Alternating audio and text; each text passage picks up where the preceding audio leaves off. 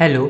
आज हम लोग इस वीडियो में एक और डिसीजन मेकिंग स्टेटमेंट जिसको हम लोग कंडीशनल स्टेटमेंट भी बोलते हैं उसको हम लोग यहाँ पर डिस्कस करने वाले हैं। इससे पहली वाली वीडियो में हम लोगों ने कुछ डिसीजन मेकिंग स्टेटमेंट को डिस्कस किया था जिसमें से if else, if else if else, इन तीनों को हम लोगों ने इससे पहले वाली वीडियो में डिस्कस कर लिया था और इनसे रिलेटेड एक एक प्रोग्राम को भी कर लिया था। आज हम लोग इस वीडियो में स्विच कंडीशनल स्टेटमेंट के बारे में पढ़ेंगे। ये जो नोट्स हैं जिनका यूज़ करके मैं आपको पढ़ाऊंगा, इन नोट्स में मैंने स्विच कंडीशनल स्टेटमेंट से रिलेटेड जितने भी मेन पॉइंट्स थे उनको मैंने इसमें अटैच कर दिया है। आप इन नोट्स को वीडियो के डिस्क्रिप्शन से जाके फ्री ऑफ कॉस्ट डाउनलोड कर सकते हो।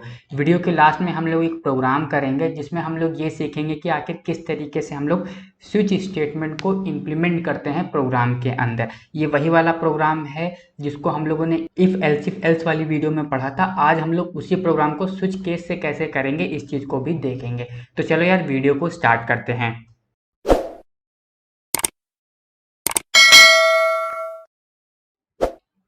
स्विच कंडीशनल स्टेटमेंट, हम लोग स्विच कंडीशनल स्टेटमेंट का यूज अपने प्रोग्राम में तब करते हैं जब हमें अपने प्रोग्राम में दो से ज्यादा कंडीशन को क्रिएट करना होता था। इससे पहले भी हम लोगों ने जब कंडीशनल स्टेटमेंट पढ़े थे वहां पर हम लोगों ने पढ़ा था कि अगर हमें सिर्फ एक कंडीशन को ऐड करना है अपने प्रोग्राम के अंदर तो उस केस में हम लोग इफ का यूज करते हैं। अगर दो का यूज करना है तो इफ एल्स का यूज करते हैं। दो से ज्यादा का यूज करना है तो हम लोग इफ एल्स का यूज करते हैं। वैसे ही जैसे हम लोग इफ एल्स का यूज करते हैं दो से ज्यादा कंडीशन को क्रिएट करने के लिए, सिमिलरली हम लोग स्विच कंडीशनल स्टेटमेंट का भी यूज तब करते हैं जब हमें अपने प्रोग्राम के अंदर दो से ज्यादा कंडीशन को क्रिएट करना होता है। ये होता है सिंटैक्स स्विच कंडीशनल स्टेटमेंट का। सबसे पहले हम लोग लिखते हैं स्विच। स्विच का जो एस होता है इसको हम लोग स्मॉल लेटर में ही लिखते हैं। ये गलतियां काफी लोग करते हैं, आपको ये गलती नहीं करनी है। आपको जो स्विच का एस है उसको स्मॉल में ही लिखना है, नहीं आपको एरर का सामना करना पड़ेगा। उसके बाद हम लोग पैरेंथेसिस को ओपन करते हैं। पैरेंथेसिस का मतलब होता है जो ब्रैकेट्स, इनको हम लोग पैरेंथेसिस बोलते हैं। और इन्हीं पैरेंथेसिस के अंदर हम लोग वेरिएबल या फिर एक्सप्रेशन को दे देते हैं जिस चीज को हमें यहाँ पर चेक करना होता है। सपोज करो हमें चेक करना है कि हमारा जो यूजर है वो 1 इनपुट करेगा कि 2 इनपुट करेगा या 3 इनपुट करेगा या 4 इनपुट करेगा या फिर इनके अलावा कुछ और इनपुट करेगा। तो हम लोग क्या करते हैं, इन वैल्यूज को एक वेरिएबल के अंदर स्टोर कर लेते हैं। हम लोग लिखते हैं n equal to S C dot next I N T, और जब हमारा यूजर जो वैल्यू को इनपुट करेगा वो इस n में आ जाएगी। मतलब हमारी जो वैल्यू है जिसको हमें चेक करना है वो इस n में है। तो हम लोग क्या करेंगे, इन पैरेंथेसिस के अंदर n को लिख देंगे और n की वैल्यूज को केसेस में लिखते हैं। और केसेस के अंदर हम लोग उन स्टेटमेंट को लिखते हैं जिन स्टेटमेंट को हमें तब एग्जीक्यूट कराना होता है जब इस n की वैल्यू ये हो। मैं दोबारा इस चीज को समझा देता हूँ। सबसे पहले हम लोग यहाँ पर उस वेरिएबल या फिर उस एक्सप्रेशन को पुट करते हैं जिसकी वैल्यू हमें चेक करनी होती है। उसके बाद हम लोग केसेस को क्रिएट करते हैं। केसेस का जो सी है उसका जो पहला कैलेटर है वो भी हम लोग स्मॉल लेटर में लिखते हैं। उसके बाद हम लोग लगाते हैं स्पेस और फिर हम लोग वैल्यू को दे देते हैं और फिर कोलन को लगा देते हैं। ये सेमी कोलन नहीं, ये कोलन है। मैं दोबारा से रिपीट कर रहा हूँ। सबसे पहले हम लोग लिखते हैं केस, केस का जो सी होता है वो होता है स्मॉल, फिर हम लोग स्पेस को लगाते हैं, फिर हम लोग वैल्यू को लिख देते हैं, वो वैल्यू जिस पर हमें इसकी वैल्यू को चेक करना होता है। उसके बाद हम लोग यहाँ पर कोलन को लगा देते हैं। उसके बाद हम लोग यहाँ पे स्टेटमेंट को लिख देते हैं। जब हमारे एक्सप्रेशन या फिर वेरिएबल की वैल्यू ये होगी, मतलब कि 1 होगी, उस केस में हमारे ये जो स्टेटमेंट हैं वो हो जाएंगे एग्जीक्यूट। उसके बाद हम लोग यहाँ पर लिखते हैं ब्रेक।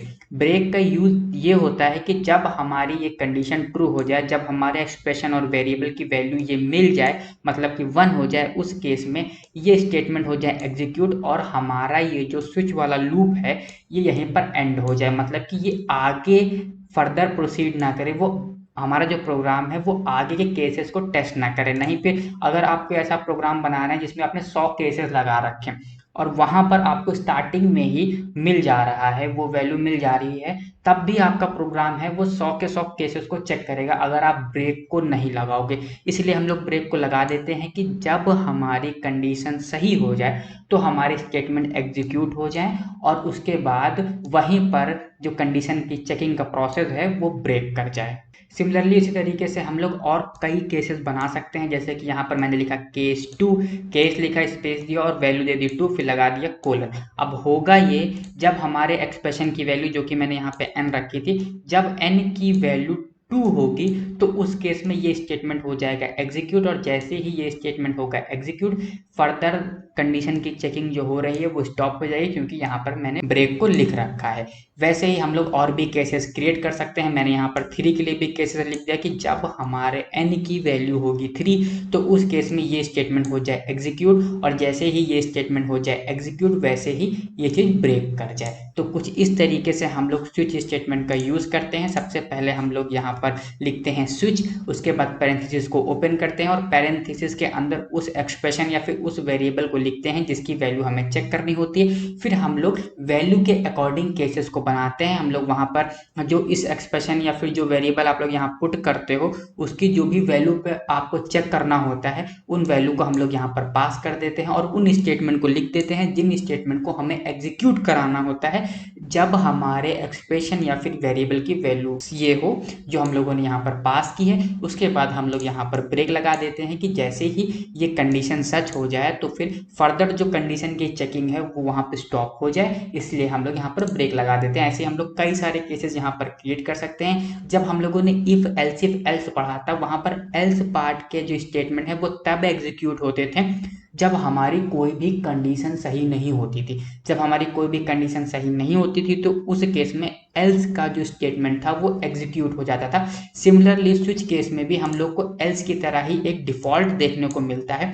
होता यह है कि जब ये सारे जो केसेस हैं वो ट्रू नहीं होंगे, ये सारी जो वैल्यूज हैं वो नहीं मिलेंगी, ये सारी कंडीशंस फॉल्स हो जाएंगी, तो उस केस में जो डिफॉल्ट का स्टेटमेंट है ये एग्जीक्यूट कर जाएगा। तो कुछ इस तरीके से हम लोग स्विच स्टेटमेंट का यूज करके कंडीशन को जावा प्रोग्रामिंग के अंदर क्रिएट कर सकते हैं। जो चीज मैंने आपको बताई उन चीजों को मैंने नोट्स में भी लिख रखा है। It is a multiple branch of selection statement. हम लोग कितने भी केसेस को क्रिएट कर सकते हैं जब हम लोग स्विच स्टेटमेंट का यूज कर रहे हैं। हम लोग हर वैल्यू के लिए अलग केसेस को यहाँ पर लिख सकते हैं। This selection statement successfully test the value of an expression against a list of integer और कैरेक्टर कांस्टेंट फॉर इक्वलिटी। यहाँ पर जो हम लोगों ने एक्सप्रेशन या फिर जो वैल्यू हम लोगों ने स्विच पैरेंथेसिस के अंदर दी होती है उसकी इक्वलिटी को चेक करता है केसेस से, कि अगर कोई भी वैल्यू जो हम लोगों ने केसेस के अंदर दी है वो उस वेरिएबल या फिर एक्सप्रेशन से मैच कर जाती है तो उसके स्टेटमेंट को एग्जीक्यूट कर देता है। इस चीज को मैंने यहाँ पर लिख रखा है। When match is found the statement associated with the constant are executed. जैसे ही वो जो एक्सप्रेशन है, वो जो वैल्यू है, वो जो इंटीजर है जो कि आप लोगों ने स्विच पैरेंथेसिस के अंदर पास किया है उसकी वैल्यू किसी केसेस के साथ मैच कर जाती है, वैसे ही वो जो स्टेटमेंट है वो एग्जीक्यूट हो जाते हैं। ये जो चीज मैंने आपको बताई थी उस चीज को मैंने नोट्स में भी लिख रखा है। आई होप आपको जो ये जो स्विच कंडीशनल स्टेटमेंट है जो मैंने आपको बताया आपको समझ में आया होगा। चलो अब इसको इम्प्लीमेंट कैसे करते हैं ये एक प्रोग्राम बनाकर समझ लेते हैं। Program number 1. Write a program that accepts a number of weekdays 1 to 7 and translate to its equivalent name of the day of the week. हमें एक प्रोग्राम बनाना है जो कि यूजर से 1 2 3 ऐसे करते करते 7 तक की डिजिट का इनपुट ले और इन डिजिट के according days of the week को प्रिंट कर दे। जैसे कि अगर हमारा यूजर इनपुट करे 1 तो उस केस में प्रिंट कर दे संडे। अगर हमारा यूजर इनपुट करे 2 तो उस केस में प्रिंट कर दे मंडे। अगर हमारा यूजर इनपुट करे 7 तो उस केस में प्रिंट कर दे सैटरडे। वैसे ही अगर हमारा यूजर इनके अलावा कोई और डिजिट को इनपुट करता है तो उस केस में एक और मैसेज को भी प्रिंट कर दे कि योर चॉइस इज रॉन्ग। इस प्रोग्राम को हमने इससे पहले इफ एल्स कंडीशनल स्टेटमेंट का यूज करके बनाया था। आज हम लोग इस वीडियो में इसी प्रोग्राम को स्विच स्टेटमेंट का यूज करके बनाएंगे। तो चलो यार प्रोग्राम को बनाना स्टार्ट करते हैं। और इसका जो कोड होगा इस कोड को मैं इस नोट में अटैच कर दूंगा। जब आप इन नोट्स को डाउनलोड करोगे वीडियो के डिस्क्रिप्शन से तो आपको इस प्रोग्राम का जो कोड जो मैं अभी आपको बना के दिखाऊंगा वो कोड इसमें लिखा हुआ आपको मिलेगा। तो चलो प्रोग्राम को बनाना स्टार्ट करते हैं। यहाँ पर मैंने ब्लूजे को ओपन कर लिया है और सबसे पहले मैं यहाँ पर एक नई क्लास को देता हूँ डेज। ये मैंने एक नई क्लास क्रिएट कर ली है। अब इसी नई क्लास के अंदर मैं इस प्रोग्राम के कोड को लिखूंगा। मैंने इस क्लास को ओपन किया और ये जो बेफालतू के कोड है कंट्रोल ए करके सेलेक्ट करूंगा और डिलीट बटन को दबा के इसको डिलीट कर दूंगा। अब मुझे यहाँ पे यूजर से इनपुट लेना है, इसीलिए हमें यहाँ पर स्कैनर क्लास का यूज करना होगा। तो मैं यहाँ पर लिख देता हूँ import java dot util dot asterisk. हमें यहाँ पर स्कैनर क्लास का यूज करना है, इसलिए हमें यहाँ पर जावा डॉट यूटिल पैकेज को इंपोर्ट करना होगा, क्योंकि scanner class Java dot यूटिल package में पाई जाती है। फिर मैं यहाँ पर लिखूंगा क्लास और क्लास का नेम दे दूंगा डेज। अब मैं यहाँ पर लिखूंगा मेन फंक्शन को डिक्लेयर करने के लिए public static void and main, और फिर लिखूंगा stringargs स्ट्रिंग एंड आर्गुमेंट मतलब स्ट्रिंग args, और मैं स्कैनर क्लास का ऑब्जेक्ट बना लूंगा scanner sc equal to new scanner. हमें यहाँ पर स्कैनर क्लास का यूज करना है यूजर से इनपुट लेने के लिए, इसलिए हम लोग यहाँ पर स्कैनर क्लास के ऑब्जेक्ट को क्रिएट कर लेंगे। तो यहाँ तक मैंने लिख लिया है। अब मुझे यहाँ अपने यूजर से इनपुट लेना है, तो इनपुट लेने के लिए मैं यहाँ पर एक वेरिएबल को डिक्लेयर कर लेता हूँ। इस वेरिएबल के अंदर मैं यूजर से इनपुट ले लूंगा। अब मैं क्या करूंगा, एक मैसेज दे दूंगा system dot out dot print ln, और यहाँ पर दे दूंगा इंटर एनी नंबर, नहीं, इंटर नंबर बिटवीन 1 to 7, और इसके बाद इस मैसेज को मैं यहाँ पर करा दूंगा प्रिंट। अब मुझे क्या करना है, ये जो मैंने वेरिएबल को डिक्लेयर किया है इसके अंदर मैं जो है यूजर से इनपुट को ले लूंगा। तो लिखूंगा n equal to sc dot next next int। यहाँ पर जो मेरा ये जो वेरिएबल है ये इंटीजर डेटा टाइप का है, तो इंटीजर के लिए हम लोग जावा लैंग्वेज के अंदर sc डॉट नेक्स्ट int लिखते हैं। तो यहाँ पर मैंने यूजर से इनपुट ले लिया है और उस इनपुट को n के अंदर मैंने स्टोर कर दिया है। अब मुझे करना यहाँ पर ये है कि ये जो यूजर हमारा वैल्यू को इनपुट करेगा उसकी वैल्यू को मैच करना है स्विच स्टेटमेंट का यूज करके, और उसी वैल्यू के according days of the week को प्रिंट करना है। तो मैं यहाँ पर लिखूंगा स्विच switch स्विच, और यहाँ पर मैं n को पास कर दूंगा इन पैरेंथेसिस के अंदर। सेमीकोलन हम लोग यहाँ पर नहीं लगाते हैं। फिर यहाँ पर हम लोग कर्ली ब्रेसेस को ओपन करेंगे और अपना पहला केस बनाएंगे। केस के लिए मैंने यहाँ पर लिखा केस, सब कुछ स्मॉल लेटर में लिखना है, फिर लिखा 1 और यहाँ पर कोलन को कर दिया ओपन। फिर हम लोग यहाँ लिखेंगे system dot out dot print ln, और यहाँ पर मैं दे देता हूँ sunday संडे। जब हमारे n की वैल्यू 1 प्रिंट करेगा हमारा यूजर, तो उस केस में ये स्टेटमेंट हो जाएगा एग्जीक्यूट, और उसके बाद मैं इसे कर देता हूँ ब्रेक। अगर हम ब्रेक नहीं लगाएंगे तो अगर हमारा यूजर 1 देता है तब भी वो बाकी सारी कंडीशन को चेक करेगा, जिसकी वजह से हमारा जो प्रोग्राम है वो रन करने में काफी ज्यादा टाइम लगेगा। इसीलिए हम लोग यहाँ पर ब्रेक लगा देते हैं कि जैसे ही वो कंडीशन ट्रू हो वो चीज वहां पर स्टेटमेंट एग्जीक्यूट हो जाए और कंडीशन चेक होना स्टॉप हो जाए। अब हम यहाँ क्या करेंगे, दूसरी वैल्यू के लिए केस बनाएंगे। तो यहाँ पर लिख देते हैं केस 2 हम लोग इसलिए लिख रहे हैं क्योंकि हमें यहाँ पर चेक करना है कि जब हमारे n की वैल्यू 2 हो तो उस केस में प्रिंट करें मंडे। तो मैं लिखता हूँ system dot out dot print ln, और यहाँ पर दे देता हूँ monday मंडे। और फिर यहाँ पर मैं लगा देता हूँ ब्रेक। ऐसे ही करके मुझे 7 तक बनाना है। तो मैं इसको यहाँ पे कॉपी कर लेता हूँ और यहाँ पे करता हूँ पेस्ट। यहाँ लिखता हूँ 3, जब हमारे जो यूजर है वो इनपुट करे 3 तो उस केस में प्रिंट कर दे ट्यूसडे। तो यहाँ लिखता हूँ ट्यूसडे। अब मैं वेडनेसडे के लिए लिख लेता हूँ इंटर, और इसको कर दिया पेस्ट 4 जब इनपुट करे तो उस केस में वेडनेसडे डे। अब 5 के लिए कर देता हूं कि जब हमारा यूजर 5 इनपुट करे तो उस केस में प्रिंट करे थर्सडे। तो यहाँ पर मैं थर्सडे लिख देता हूँ। 6 के लिए सिमिलरली यही चीज करिए, मैं कॉपी पेस्ट कर रहा हूँ, ठीक है। उसके बाद मैंने यहाँ पे 6 के लिए लग दिया, जब हमारा यूजर इनपुट करेगा 6 तो उस केस में प्रिंट कर देगा मेरा ये प्रोग्राम फ्राइडे। फिर 7 के लिए कर देता हूँ कि जब वो हमारा यूजर इनपुट करेगा 7 तो उस केस में ये प्रिंट कर देगा सैटरडे।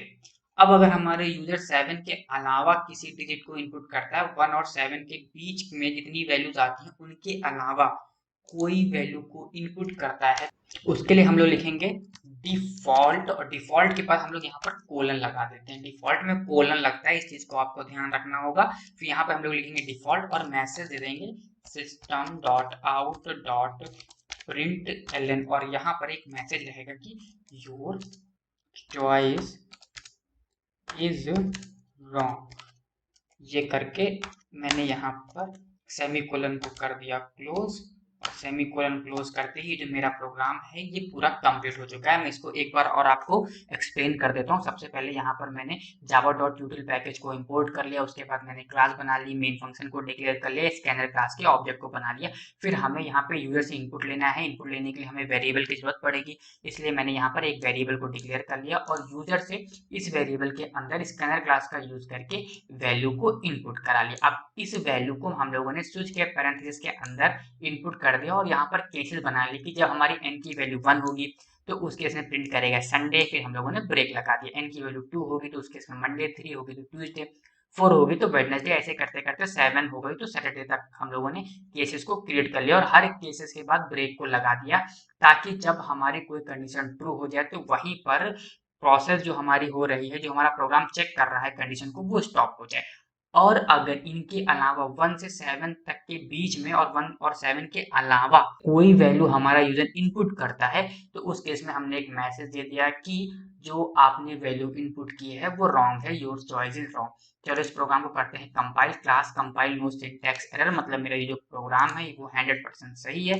अब मैं करूंगा क्या, वॉइड मेन पे क्लिक, ओके, और इस प्रोग्राम में वैल्यू को इनपुट करूंगा। मैं करता हूँ 5 तो इसने प्रिंट कर दिया थर्सडे। अगर मैं यहाँ पर इनपुट करता हूँ 9 तो कर देगा योर चॉइस इज रॉन्ग। तो हमें इस तरीके से इस प्रोग्राम को बनाना है। आई होप आपको समझ में आया होगा किस तरीके से हम लोग स्विच स्टेटमेंट को यूज करते हैं। ये जो प्रोग्राम है जो कि मैंने इस क्लास में लिखा उसको मैंने इन नोट्स में अटैच कर दिया है। आप जब इन नोट्स को वीडियो के डिस्क्रिप्शन से डाउनलोड करेंगे तो आपको ये जो कोड है ये इन नोट्स के साथ मिल जाएगा। तो चलो यार, अब मिलते हैं नेक्स्ट वीडियो में।